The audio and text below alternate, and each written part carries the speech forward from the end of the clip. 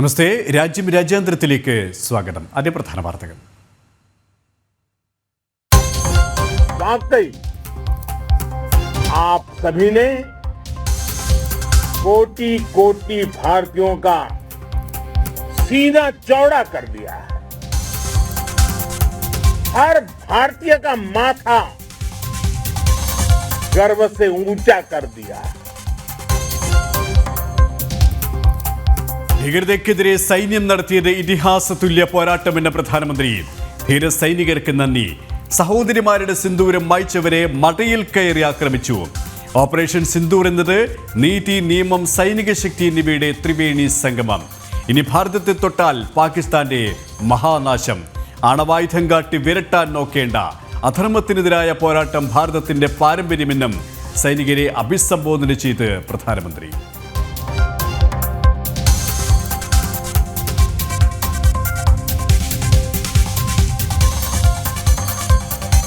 കശ്മീർ വിഷയത്തിൽ നിലപാട് ആവർത്തിച്ച് ഭാരതം. മൂന്നാം കക്ഷി ഇടപെടൽ അനുവദിക്കില്ല. ഏക ചർച്ച പാക് അധിനിവേശ കശ്മീരിൽ മാത്രം. പാക് അധിനിവേശ കശ്മീർ ഭാരതത്തിന് കൈമാറണം. പഹൽഗാം തിരിച്ചടിയിൽ പാകിസ്ഥാൻ ഭാരതത്തോട് കെഞ്ചി. വെടിനിർത്തൽ ധാരണ ലംഘിച്ചാൽ തിരിച്ചടിക്കുമെന്നും വിദേശകാര്യ മന്ത്രാലയം.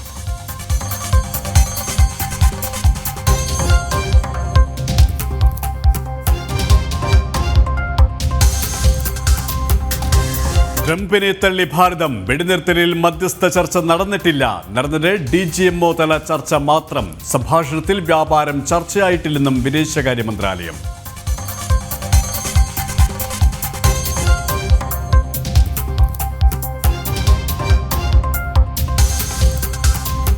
കശ്മീരിൽ ഓപ്പറേഷൻ കെല്ലർ. 3 ലഷ്കർ ഭീകരരെ വധിച്ച് സൈന്യം. അതിർത്തിയിൽ അതീവ ജാഗ്രത. സാഹചര്യങ്ങൾ വിലയിരുത്തി വിദേശകാര്യ മന്ത്രാലയം.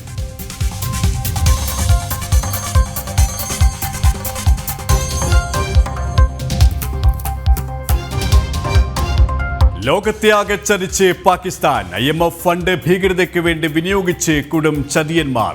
കൊല്ലപ്പെട്ട ഭീകരരുടെ കുടുംബങ്ങൾക്ക് 1 കോടി വീതം. ഭീകരകേന്ദ്രങ്ങൾ പുനഃസ്ഥാപിക്കാനും ധനസഹായം.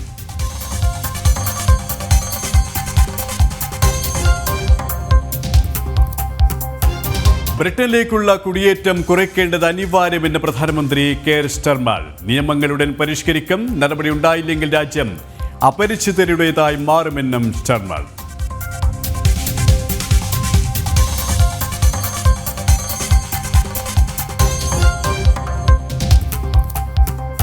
വാർത്തയിലേക്ക്. കശ്മീർ നയത്തിൽ മാറ്റമില്ലെന്ന് ഭാരതം. കശ്മീർ വിഷയം ചർച്ച ചെയ്യേണ്ടത് ഭാരതവും പാകിസ്ഥാനും തമ്മിൽ മാത്രമാണ്. കശ്മീർ വിഷയത്തിൽ മൂന്നാം കക്ഷി ഇടപെടൽ അനുവദിക്കില്ലെന്നും വിദേശകാര്യ വക്താവ് രൺധീർ ജയ്സ്വാൾ പറഞ്ഞു. കശ്മീരിലെ ഏക വിഷയം പാക് അധിനിവേശ കശ്മീർ ഇന്ത്യക്ക് കൈമാറുക എന്നതാണ്. സിന്ധു നദീജല കരാർ മരവിപ്പിച്ച നടപടിയിൽ നിന്ന് പിന്നോട്ടില്ലെന്നും ഭാരതം വ്യക്തമാക്കി. You will of course appreciate that early on 10th morning we had mounted an extremely effective attack on key Pakistani Air Force bases. That was the reason they were now willing to stop firing and military action. Let me be clear, it was the force of Indian arms that compelled Pakistan to stop its firing. As regards conversations with other nations, the message from India was clear and consistent, and exactly the same message that we were conveying from public platforms was the one conveyed in private conversations. It was that India was responding to the 22nd April terrorist attack by targeting the terrorist infrastructure. However, if the Pakistani armed forces fire, Indian armed forces will fire back. If Pakistan stops, India will also stop. This was also the message that was conveyed to the Pakistani side at the time of the commencement of Operation Sindoor, which was not heeded to by the Pakistani side at that time. It is natural that many foreign leaders who heard this from us would have shared it with their Pakistani interlocutors. American president Donald ട്രംപിനെ തള്ളി ഭാരതം. വെടിനിർത്തലിൽ America മധ്യസ്ഥത വഹിച്ചിട്ടില്ല. നടന്നത് DGMO തല ചർച്ച മാത്രമാണ്. അമേരിക്കയുമായി കാര്യങ്ങൾ സംസാരിച്ചിട്ടുണ്ടെങ്കിലും വ്യാപാര ബന്ധം ചർച്ചയായിട്ടില്ലെന്നും വിദേശകാര്യ വക്താവ് രൺധീർ ജയ്സ്വാൾ പറഞ്ഞു.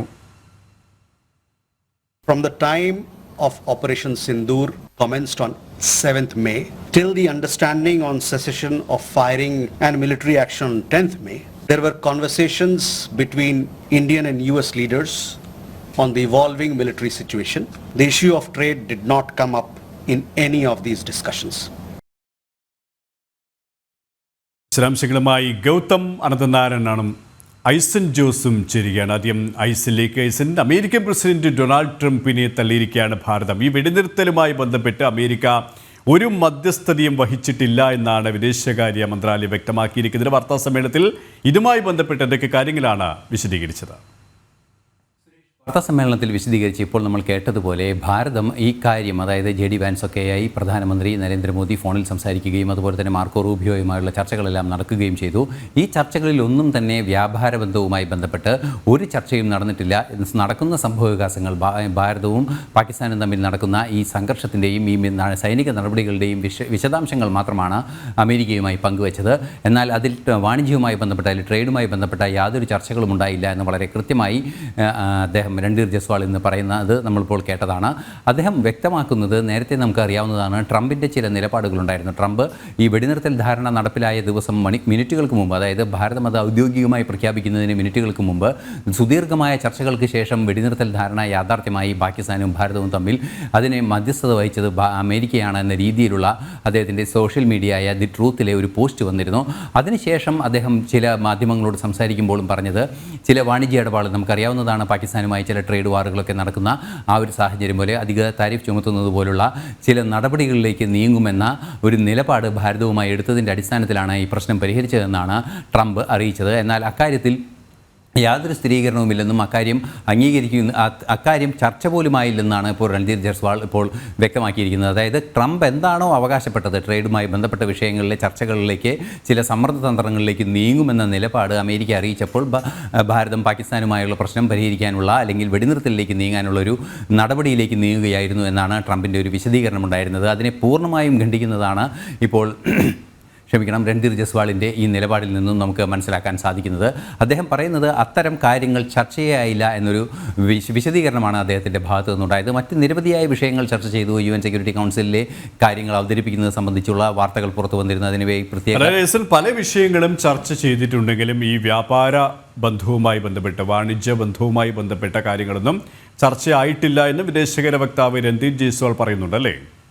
നമുക്കറിയാവുന്നതാണ്, രൺധീർ ജയ്സ്വാൾ വളരെ കൃത്യമായി പറയുന്നത്, നേരത്തെ നമുക്കറിയാവുന്നതാണ്, അദ്ദേഹം ഈ UN സെക്യൂരിറ്റി കൗൺസിലിലെ അംഗരാജ്യങ്ങളുടെ വിശദാംശങ്ങളെല്ലാം തന്നെ നൽകി 5 സുരക്ഷാ കൗൺസിലിലെ സ്ഥിരാംഗങ്ങളായ രാജ്യങ്ങളെ എല്ലാം തന്നെ വളരെ കൃത്യമായി കാര്യങ്ങൾ അറിയിക്കുകയും ചെയ്തിരുന്നു.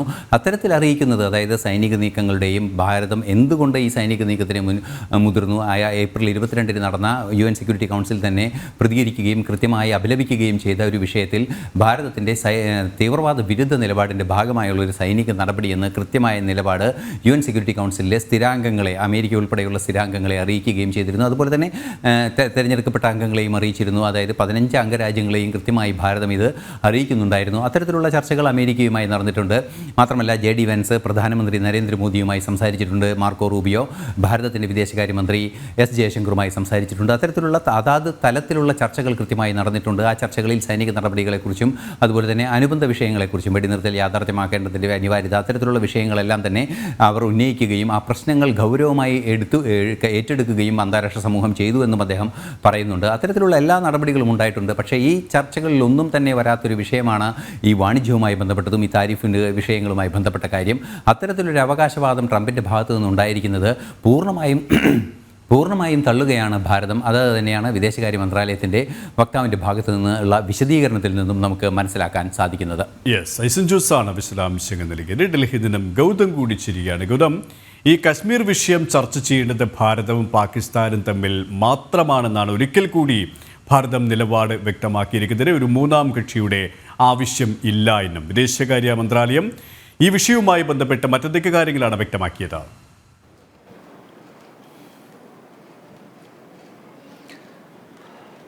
KP നേരത്തെ തന്നെ പ്രധാനമന്ത്രി നരേന്ദ്രമോദി ഇക്കാര്യം വ്യക്തമാക്കിയിരുന്നു. അദ്ദേഹം ഇന്നലെ രാജ്യത്തെ അഭിസംബോധന ചെയ്ത് സംസാരിക്കുന്ന ഘട്ടത്തിൽ പാകിസ്ഥാനുമായി ഏതൊക്കെ വിഷയങ്ങളിലാണ് ഇനിയും ചർച്ചയുണ്ടാകുക എന്ന കാര്യം അടിവരയിട്ട് പറഞ്ഞു. ഇപ്പോൾ ആ കാര്യത്തിന്റെ ഒരു ആവർത്തനമാണ് വിദേശകാര്യ വക്താവിന്റെ ഭാഗത്ത് നിന്ന് ഉണ്ടായിരിക്കുന്നത്.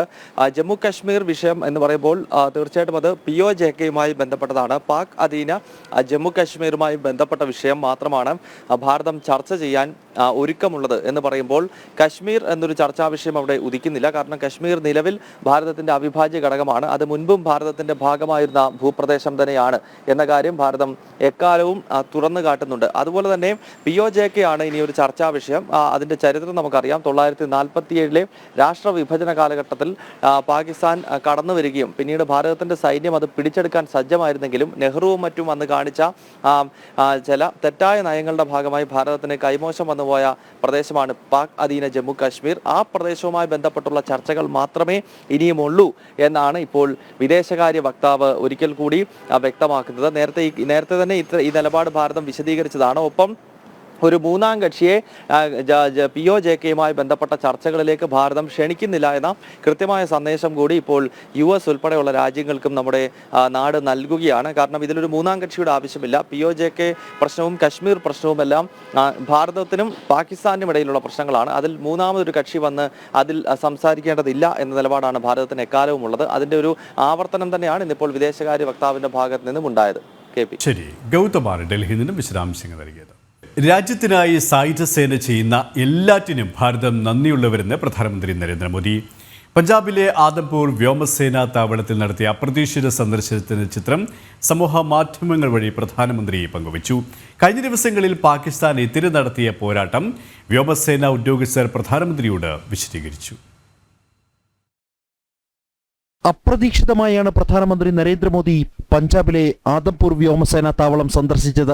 ചിത്രങ്ങൾ പ്രധാനമന്ത്രി തന്നെ സമൂഹ മാധ്യമങ്ങളിൽ പങ്കുവച്ചു. ധൈര്യവും ദൃഢനിശ്ചയവും നിർഭയത്വവുമുള്ള ഭാരത സൈന്യത്തോടൊപ്പം ചിലവഴിക്കാൻ കഴിഞ്ഞത് പ്രത്യേക അനുഭവമെന്ന് പ്രധാനമന്ത്രി കുറിച്ചു.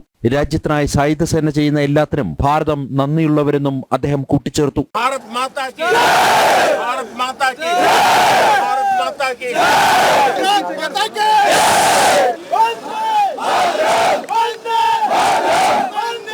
ആദംപൂർ താവളം കേന്ദ്രീകരിച്ചായിരുന്നു പാകിസ്ഥാനെതിരെ ഭാരതം വ്യോമ പ്രതിരോധ സംവിധാനങ്ങൾ ഉപയോഗിച്ചത്. സേനാ അംഗങ്ങളുമായി പ്രധാനമന്ത്രി സംവദിച്ചു. പാകിസ്ഥാനെതിരെ ഭാരതം തൊടുത്ത ആയുധങ്ങളും ശത്രുരാജ്യത്തിന്റെ ആയുധങ്ങളെ അതിർത്തിക്കപ്പുറത്ത് തടഞ്ഞതും ഉദ്യോഗസ്ഥർ പ്രധാനമന്ത്രിയോട് വിശദീകരിച്ചു. വ്യോമാക്രമണത്തിൽ ആദംപൂർ വ്യോമസേനാ താവളം തകർത്തു എന്ന് പാകിസ്ഥാൻ വ്യാജ പ്രചരണം നടത്തുന്നതിനിടയിലാണ് പ്രധാനമന്ത്രി പ്രത്യേക വിമാനത്തിൽ ആദംപൂർ വ്യോമസേനാ താവളത്തിൽ ഇറങ്ങിയത്.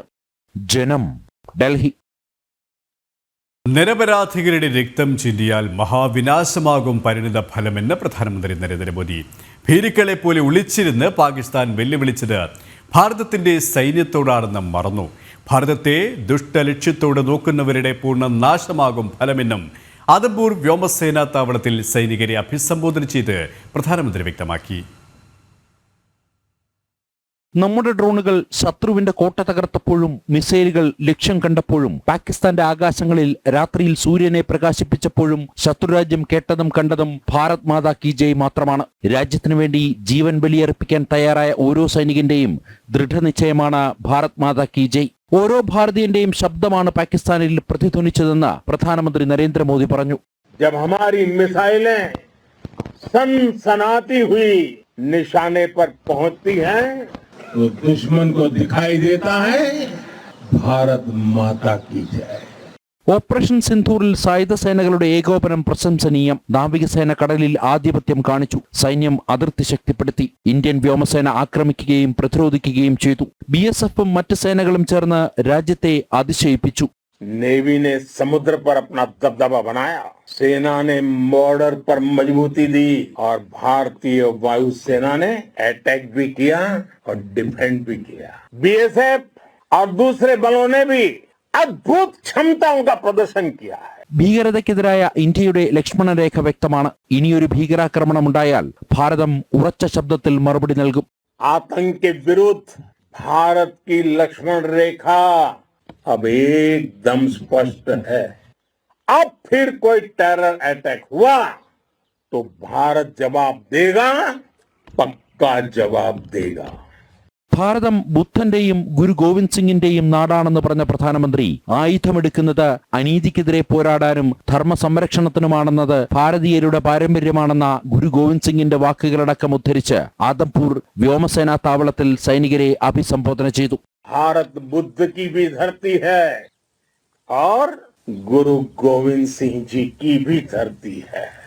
गुरु गोविंद सिंह जी ने कहा था, अधर्म के नाश और धर्म की स्थापना के लिए शस्त्र उठाना ये हमारी परंपरा है. इसलिए जब हमारी बहनों बेटियों का सिंदूर छीना गया तो हमने आतंकियों के फन को उनके घर में घुस के कुचल दिया. भारत माता की जय! भारत माता की जय! भारत माता की जय! ജനം, ഡൽഹി. ഷോപ്പിയാനിൽ സുരക്ഷാ സേനയും ഭീകരരും തമ്മിലുണ്ടായ ഏറ്റുമുട്ടലിൽ സൈന്യം 3 ലഷ്കർ ഭീകരരെ വധിച്ചു. രാഷ്ട്രീയ റൈഫിൾസിന് ലഭിച്ച രഹസ്യവിവരത്തെ തുടർന്നുള്ള തെരച്ചിലിൽ ഷൊക്കാൽ കെല്ലർ മേഖലയിൽ നടത്തിയ തെരച്ചിലാണ് ഭീകരരെ വകവരുത്തിയത്. ലഷ്കർ ഇ തൈബ ചീഫ് ഓപ്പറേഷൻസ് കമാൻഡർമാരായ ഷാഹിദ്, ഷാഫി അഹമ്മദ് ദാർ എന്നിവരെയാണ് വധിച്ചത്. ഒരാളെ തിരിച്ചറിഞ്ഞിട്ടില്ല. ഷോപ്പിയാനിൽ നിന്നും ജിഷ്ണു കൃഷ്ണൻ തയ്യാറാക്കിയ റിപ്പോർട്ടിലേക്ക്. ഷോപ്പിയാനിൽ സൈന്യം നടത്തിയിട്ടുള്ള ഓപ്പറേഷനിൽ 3 ലഷ്കർ ഇ തോയ്ബ ഭീകരരെയാണ് ഇന്ന് വധിച്ചിട്ടുള്ളത്. ഭീകരർ ആയുധങ്ങളുമായി തമ്പടിച്ചിട്ടുണ്ട് എന്ന രഹസ്യ വിവരത്തിന്റെ അടിസ്ഥാനത്തിൽ രാവിലെയാണ് സൈന്യത്തിലെ രാഷ്ട്രീയ റൈഫിൾസ് യൂണിറ്റ് ഓപ്പറേഷൻ കെല്ലർ ആസൂത്രണം ചെയ്ത് നടപ്പാക്കിയിട്ടുള്ളത്. ഷോപ്പിയാനിൽ ഞാനിപ്പോൾ നിൽക്കുന്ന മേഖലയിൽ നിന്ന് ഏകദേശം 8 കിലോമീറ്റർ അകത്തേക്ക് വനമേഖലയിൽ കെല്ലർ വനമേഖലയിലാണ് ഏറ്റുമുട്ടൽ ഉണ്ടായിട്ടുള്ളത്. കുൽഗാം, ഷോപ്പിയാൻ പ്രദേശങ്ങളുടെ ഇടയിലുള്ള വനമേഖലയിലാണ് അത്തരത്തിലുള്ള ഏറ്റുമുട്ടൽ ഉണ്ടായിട്ടുള്ളത്. അതിൽ ലഷ്കർ ഇ തോയ്ബയുടെ കശ്മീർ പതിപ്പായിട്ടുള്ള ദ റെസിസ്റ്റന്റ് ഫ്രണ്ടിന്റെ കമാൻഡർ ഷഹീദ് കുട്ടി, കൂടാതെ ഷാഫി അഹമ്മദ് ദർ എന്നീ 2 കശ്മീരി ഭീകരവാദികളും കൂടാതെ ഒരു പാകിസ്ഥാൻ സ്വദേശിയുമാണ് കൊല്ലപ്പെട്ടിട്ടുള്ളത്. നിലവിൽ ഇപ്പോഴും വനമേഖലയിൽ പരിശോധന തുടരുകയാണ്. ഈ ലഷ്കർ ഇ തോയ്ബയുടെ ദ റെസിസ്റ്റന്റ് ഫ്രണ്ടിന്റെ കമാൻഡർ ഷഹീദ് കുട്ടിയുടെ ഉൾപ്പെടെയുള്ള ഭീകരരുടെ വീട് ദിവസങ്ങൾക്ക് മുൻപ് സൈന്യം കശ്മീരിൽ IED ബ്ലാസ്റ്റിൽ തകർത്തിരുന്നു. അതായത് ഷഹീദ് കുട്ടി ഉൾപ്പെടെയുള്ള ഈ ലഷ്കർ ഇ തോയ്ബയുടെ ഭീകരരെ കഴിഞ്ഞ കുറച്ചധികം ദിവസങ്ങളായി സൈന്യം ട്രേസ് ചെയ്തു വരികയായിരുന്നു എന്നാണ് മനസ്സിലാക്കേണ്ടത്. ഇന്ന് ലഭിച്ച രഹസ്യ വിവരത്തിന്റെ അടിസ്ഥാനത്തിൽ രാഷ്ട്രീയ റൈഫിൾസ് യൂണിറ്റ് ഓപ്പറേഷൻ കെല്ലർ നടപ്പാക്കുകയും പ്രത്യേക പരിശോധന നടത്തുകയും ഈ ഭീകരരെ കണ്ടെത്തുകയും തുടർന്നുണ്ടായ ഏറ്റുമുട്ടലിലാണ് 3 ലഷ്കർ തോയ്ബ ഭീകരരെ വധിച്ചിട്ടുള്ളത്. കൂടാതെ ഷോപ്പിയാന് പിറകെ ജമ്മു കാശ്മീരിലെ അതിർത്തി മേഖലകൾ, ഗ്രാമങ്ങൾ, കൂടാതെ മുൻപ് ഭീകര സാന്നിധ്യം റിപ്പോർട്ട് ചെയ്തിട്ടുള്ള മേഖലകളിലെല്ലാം തന്നെ സൈന്യത്തിന്റെ പ്രത്യേക പരിശോധന തുടരുകയാണ്. കാരണം ഓപ്പറേഷൻ സിന്ദൂറിന് ശേഷം അതിർ മേഖലയിൽ ഭീകരരും ഒപ്പം പാക് സൈന്യവും വലിയ പ്രകോപനത്തിന് ശ്രമിച്ചുവെങ്കിൽ പോലും ഒരു തരത്തിലും ഭാരതത്തെ ആക്രമിക്കാൻ അല്ലെങ്കിൽ വലിയ നാശനഷ്ടമുണ്ടാക്കാൻ പാക് സൈന്യത്തിന് സാധിച്ചിരുന്നില്ല. അതുകൊണ്ട് നിലവിൽ രാജ്യത്തിനകത്തുള്ള സ്ലീപ്പർ സെല്ലുകളെ ഉപയോഗിച്ചുകൊണ്ട് ലഷ്കർ ഇ തോയ്ബയും ജെയ്ഷെ മുഹമ്മദും ഉൾപ്പെടെയുള്ള ഭീകര സംഘടനകൾ സ്ഫോടനം ഉൾപ്പെടെയുള്ള ഭീകരാക്രമണത്തിന് ആസൂത്രണം ചെയ്യുന്നുണ്ട് എന്ന വിവരത്തിന്റെ അടിസ്ഥാനത്തിലാണ് ഇത്തരത്തിൽ മുൻകരുതൽ നടപടികളുടെ ഭാഗമായി പ്രത്യേക ഓപ്പറേഷനുകളും പരിശോധനയും വിവിധ മേഖലകളിൽ നടത്തുന്നത്. അത്തരത്തിൽ ഷോപ്പിയാൻ മേഖലയിൽ നടത്തിയിട്ടുള്ള പരിശോധനയാണ് ഏറ്റുമുട്ടലിലേക്ക് എത്തുകയും 3 ലഷ്കർ ഇ തോയ്ബ ഭീകരരെ വധിക്കുകയും ചെയ്തിട്ടുള്ളത്. മേഖലയിൽ ഇപ്പോഴും പരിശോധന തുടരുകയാണ്. ഞങ്ങൾ ഇപ്പോഴുള്ളത് ഷോപ്പിയാനിലാണ്. നേരത്തെ സൂചിപ്പിച്ചതുപോലെ ഇവിടെ നിന്ന് 8 കിലോമീറ്റർ അകലെ കെല്ലർ വനമേഖലയിലാണ് ഏറ്റുമുട്ടൽ ഉണ്ടായിട്ടുള്ളത്. നേരത്തെ ഈ പഹൽഗാം ഭീകരാക്രമണത്തിന് പ്രാദേശിക സഹായം ചെയ്തതിൽ ഈ ഷഹീദ് കുട്ടി ഉൾപ്പെടെയുള്ള ഭീകരരുണ്ട് എന്ന നിഗമനം ദേശീയ അന്വേഷണ ഏജൻസിക്കും സൈന്യത്തിനും ഉണ്ടായിരുന്നു. അതേ തുടർന്നായിരുന്നു ഈ ഭീകരന്റെ വീട് സൈന്യം ബ്ലാസ്റ്റ് ചെയ്തുകൊണ്ട് IED ഉപയോഗിച്ചുകൊണ്ട് സ്ഫോടനം നടത്തി തകർത്തത്. അത്തരത്തിൽ ഭീകരവാദികൾക്കെതിരെ നിലവിൽ ജമ്മു കാശ്മീരിലുള്ള സ്ലീപ്പർ സെല്ലുകളായി പ്രവർത്തിക്കുന്ന ലഷ്കർ ഇ തോയ്ബ ഉൾപ്പെടെയുള്ള ഭീകര സംഘടനകളുടെ സ്ലീപ്പർ സെല്ലുകൾക്കെതിരെ വളരെ കൃത്യമായ നിരീക്ഷണവും അന്വേഷണവും പരിശോധനയും സൈന്യത്തിന്റെ ഭാഗത്തുനിന്ന് നടന്നു വരികയാണ്. ഷോപ്പിയാനിൽ നിന്നും ഉണ്ണി കെ വാര്യർക്കൊപ്പം ജിഷ്ണു കൃഷ്ണൻ, ജനം. ഓപ്പറേഷൻ സിന്ദൂരിൽ കൊല്ലപ്പെട്ട ഭീകരരുടെ കുടുംബങ്ങൾക്ക് ധനസഹായം പ്രഖ്യാപിച്ച് പാകിസ്ഥാൻ 1 കോടി രൂപ വരെയാണ് നൽകുന്നത്. ഭാരതത്തിന്റെ മിസൈലുകൾ പറിച്ച് തകർന്ന ഭീകരകേന്ദ്രങ്ങൾ പുനർനിർമ്മിക്കാനും പാകിസ്ഥാൻ സഹായം വാഗ്ദാനം ചെയ്യുന്നു. IMF ഫണ്ട് ഉൾപ്പെടെ ഇതിനായി വിനിയോഗിക്കുന്നതായാണ് റിപ്പോർട്ടുകൾ. പാകിസ്ഥാൻ പ്രധാനമന്ത്രി ഷഹബാസ് ഷെരീഫാണ് ഭീകരർക്ക് ധനസഹായ പ്രഖ്യാപനം നടത്തിയത്. ഓപ്പറേഷൻ സിന്ദൂരിൽ കൊല്ലപ്പെട്ട ഓരോ ഭീകരന്റെയും കുടുംബത്തിന് 1 കോടി രൂപ നൽകും. ഭാരതത്തിന്റെ പ്രത്യാക്രമണത്തിൽ തകർന്ന ഭീകര കേന്ദ്രങ്ങൾ പുനർനിർമ്മിക്കാനും സാമ്പത്തിക സഹായമുണ്ട്. കടുത്ത സാമ്പത്തിക ബുദ്ധിമുട്ട് നേരിടുന്ന പാകിസ്ഥാനാണ് ഭീകരർക്ക് ധനസഹായം നൽകുന്നത്. IMF ഫണ്ടും മറ്റും ഭീകരർക്കായി നൽകാനാണ് നീക്കം. IMF ഫണ്ട് പാകിസ്ഥാൻ ദുരുപയോഗം ചെയ്യുമെന്ന് ഭാരതം പലതവണ മുന്നറിയിപ്പ് നൽകിയിരുന്നു. ഓപ്പറേഷൻ സിന്ദൂരിൽ കൊല്ലപ്പെട്ട ഭീകരരുടെ സംസ്കാര ചടങ്ങിൽ മുതിർന്ന സൈനിക ഉദ്യോഗസ്ഥരും രാഷ്ട്രീയ നേതാക്കളും പങ്കെടുത്തിരുന്നു. ഇതിന് പിന്നാലെയാണ് ഭീകരർക്കുള്ള ധനസഹായ പ്രഖ്യാപനവും. ജനം, ഡൽഹി. പാകിസ്ഥാനെതിരായ ഭാരതത്തിന്റെ വിജയം മധുരവുമായി ഉത്തർപ്രദേശിൽ പിറന്നത് 17 സിന്ദൂരങ്ങൾ. UPയിലെ ഖുഷിനഗറിൽ ജനിച്ച പെൺകുഞ്ഞുങ്ങൾക്കാണ് ഭാരത സേനയോടുള്ള ആദരസൂചകമായി സിന്ദൂർ എന്ന് പേരിട്ടത്. ഓപ്പറേഷൻ സിന്ദൂർ ജനങ്ങൾ ഏറ്റെടുത്തതിന്റെ തെളിവാണ് ഈ കുഞ്ഞുങ്ങൾ.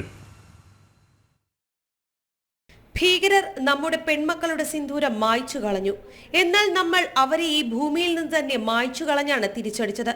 അതുകൊണ്ട് തന്നെ ഓപ്പറേഷൻ സിന്ദൂർ അത് വെറുമൊരു പേരല്ല, കോടിക്കണക്കിന് ഭാരതീയരുടെ വികാരത്തിന്റെ പ്രതിബിംബം. ഭാരതത്തിന്റെ പോരാട്ട ദിനങ്ങളിൽ ജനിച്ച കുഞ്ഞുങ്ങളെ സിന്ദൂർ എന്നല്ലാതെ മറ്റെന്ത് വിളിക്കാൻ? ഉത്തർപ്രദേശിലെ ഖുഷിനഗറിൽ 17 നവജാത ശിശുക്കൾക്ക് സിന്ദൂർ എന്നാണ് മാതാപിതാക്കൾ പേരിട്ടത്. പഹൽഗാം ഭീകരാക്രമണത്തിന് ഭാരതം നൽകിയ കനത്ത പ്രഹരത്തിന്റെ ഓർമ്മകൾ നിലനിർത്താനാണ് പെൺകുരുന്നുകൾക്ക് സിന്ദൂർ എന്ന പേര് നൽകിയത്. भारत सरकार के द्वारा चलाया गया ऑपरेशन सिंदूर से प्रेरित होकर मैं अपने बच्ची का नाम सिंदूर रखा है. भारत और पाकिस्तान की लड़ाई होते हुए अपने भारत सरकार के द्वारा नाम सिंदूर रखा गया है, इसलिए अपनी बच्ची का नाम भी सिंदूर रखे हैं. ഉത്തർപ്രദേശിലെ ഖുഷിനഗർ മെഡിക്കൽ കോളേജ് ആശുപത്രിയിൽ മെയ് 10, 11 തീയതികളിൽ ജനിച്ച കുഞ്ഞുങ്ങൾക്കാണ് ഭാരതസേനയോടുള്ള ആദര സൂചകമായി ഈ പേര് നൽകിയത് എന്ന് ആശുപത്രി അധികൃതർ പറഞ്ഞു. के उपलक्ष्य में कुछ माओं ने अपनी बेटी का जो जन्म हुआ 7 से लेकर 12 तक के जो माँ तो उन्हीं का नाम रखे, जिससे हम लोग जो भारत सरकार प्रेरित हो सके और उनको बल मिल सके. ദേശീയതയുടെയും ഐക്യത്തിന്റെയും ചിഹ്നമായി മാറുകയാണിപ്പോൾ സിന്ദൂരം. പഹൽഗാമിൽ 26 പേരുടെ ജീവനെടുത്ത് സ്ത്രീകളുടെ സിന്ദൂരം മായ്ച്ചവർ ഒരിക്കലും ഓർത്തില്ല നൂറുകണക്കിന് സിന്ദൂരങ്ങൾ ഭാരതത്തിൽ പിറവിയെടുക്കുമെന്ന്. ന്യൂസ് ഡെസ്ക്, ജനം. പുൽവാമ ഭീകരാക്രമണത്തെപ്പറ്റി പ്രതിപക്ഷം നടത്തിയ നുണപ്രചാരണം പൂർണ്ണമായും പൊളിഞ്ഞതായി BJP സംസ്ഥാന അധ്യക്ഷൻ Rajeev Chandrasekhar. Pakistan air vice marshal തുറന്നു സമ്മതിച്ചു പുൽവാമയ്ക്ക് പിന്നിൽ തങ്ങളാണെന്ന്. എന്നാൽ ED സഖ്യത്തിലെ മുഴുവൻ നേതാക്കളും പ്രചരിപ്പിച്ചത് ഭീകരാക്രമണം നടത്തിയത് ഭാരതമെന്നാണ്. ഇത്തരം ആളുകളാണ് ഇപ്പോൾ പ്രത്യേക പാർലമെന്റ് സമ്മേളനം ആവശ്യപ്പെടുന്നതെന്നും രാജീവ് ചന്ദ്രശേഖർ ഡൽഹിയിൽ പറഞ്ഞു. 2019 ഫെബ്രുവരി 14 നടന്ന പുൽവാമ ഭീകരാക്രമണത്തിന് പിന്നിൽ ഇന്ത്യ തന്നെയാണെന്ന പ്രചരണം നടത്തിയത് കോൺഗ്രസും ഇടതുപക്ഷവുമാണ്. BJP രാഷ്ട്രീയ ലാഭത്തിന് വേണ്ടി നടത്തിയതാണ് ആക്രമണമെന്ന് ആന്റോ ആന്റണി MPയെ പോലുള്ളവർ നടത്തിയ പ്രസ്താവനകൾ അന്ന് വൻ വിവാദമായിരുന്നു. എന്നാൽ പുൽവാമയിൽ നടന്നത് പാകിസ്ഥാന്റെ തന്ത്രപരമായ മിടുക്കാണെന്ന് പാക് സൈന്യം തന്നെ കഴിഞ്ഞ ദിവസം തുറന്നു സമ്മതിച്ചു കഴിഞ്ഞു. ഈ പശ്ചാത്തലത്തിലാണ് ഇന്ത്യ സഖ്യത്തെ രൂക്ഷ ഭാഷയിൽ വിമർശിച്ച് BJP സംസ്ഥാന അധ്യക്ഷൻ രാജീവ് ചന്ദ്രശേഖർ രംഗത്തെത്തിയത്.